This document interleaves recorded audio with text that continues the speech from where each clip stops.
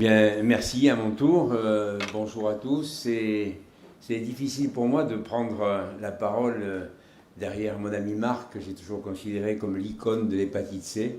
Et si je sais aujourd'hui un peu quelque chose sur l'hépatite C, eh bien, c'est à lui que je le dois parce que on a travaillé, il a été mon correspondant de gastroentéro pendant 30 ans. Hein, ça ne nous rajeunit pas.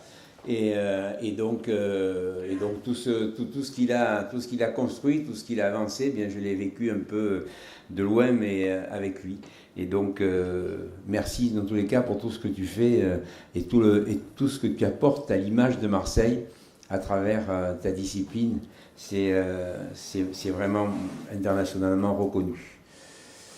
Alors oui, bon, acteur de santé, je l'ai été pendant un certain nombre d'années en tant que médecin généraliste. Acteur de santé, ça m'a conduit avec la médecine mène à tout, même à la politique. Donc ça m'a permis d'être aujourd'hui à la tête de la délégation de santé de la ville de Marseille.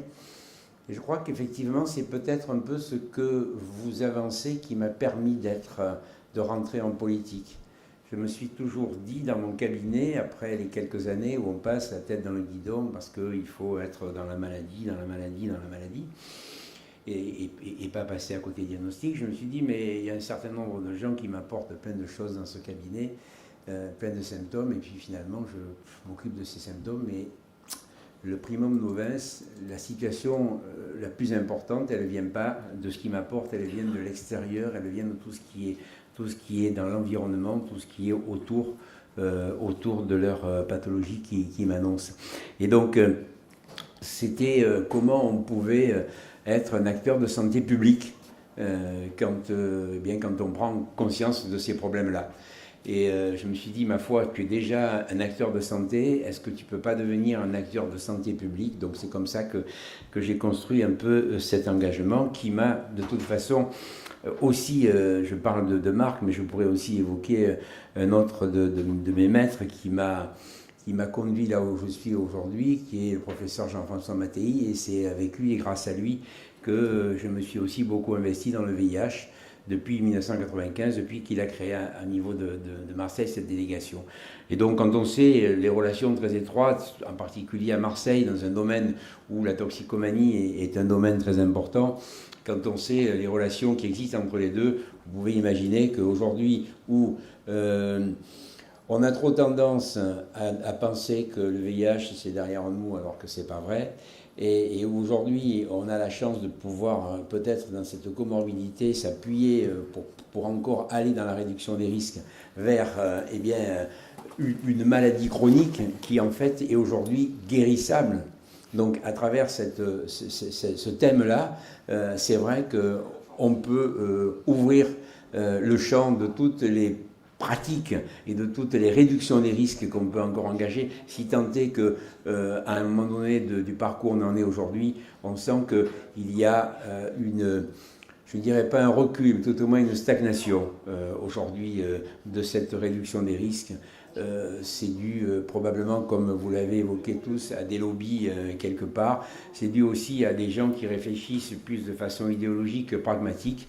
C'est aussi un combat que nous menons, que je mène avec quelques-uns de mes collègues élus pour essayer de faire comprendre et Marisol Touraine l'avait bien évoqué, comme tu l'as dit, à la fois dans le cadre des schémas de prévention qu'elle a engagés, dans le cadre de la dynamique qu'elle a engagée au niveau des maladies chroniques en particulier face au traitement de l'hépatite C, et puis aussi, et je le dis avec beaucoup de détermination, grâce aussi à sa possibilité d'ouvrir des salles de consommation sur un certain nombre de villes où nous avons été, nous, des acteurs importants de cette, je dirais, de l'établissement du cahier des charges ici à Marseille, parce qu'on est une ville que tout le monde regarde avec attention dans ce domaine-là.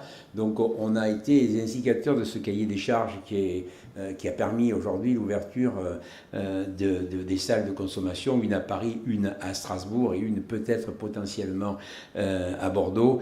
Et je regrette que je suis un petit peu le troupeau de vaches qui regarde passer le train à la gare, parce que finalement nous n'avons pas aujourd'hui à Marseille la possibilité d'ouvrir cette salle malgré toutes les actions qu'on mène. Donc c'est pas facile de mener une politique dans ce domaine-là. Il faut se battre constamment.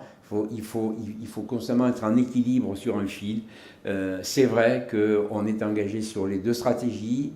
J'évoquerai dans quelques jours Marseille sans sida et je prends l'engagement de Marseille sans hépatite C.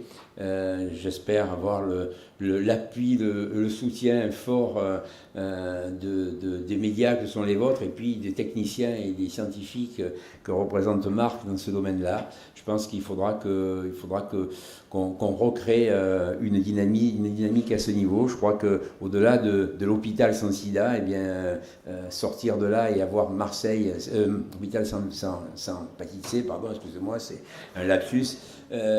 Au-delà de cette stratégie, aller effectivement dans Marseille sans hépatite C.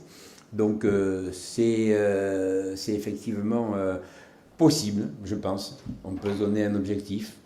On peut dire, alors je vais faire un peu de politique, je vais dire, on va dire 2025, moi peut-être qu'en 2021 je ne serai plus là, donc je peux toujours dire horizon 2025, sachant que moi mon mandat se terminera dans les années 2020 ou 2021, ça dépendra de contextes politiques différents.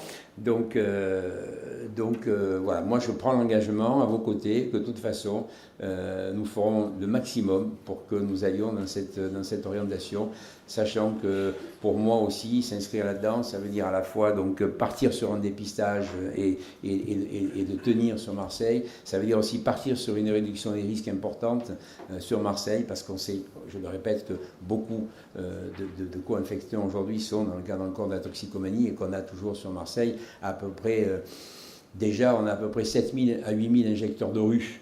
Donc ça veut dire qu'il y a 7000 à 8000 personnes qui ne prennent pas souvent en compte la réduction des risques qu'on leur apporte. Ça veut dire qu'ils n'ont pas d'hygiène de consommation qu'ils pratiquent, qu'ils soient de pays venant de l'étranger parce qu'on n'y pratique pas de réduction des risques, ou qu'ils soient dans de vieux injecteurs qui ont complètement perdu le lien social et le lien médical. Donc c'est pour nous aussi donc un impact fort, une stratégie sur laquelle il faut s'appuyer.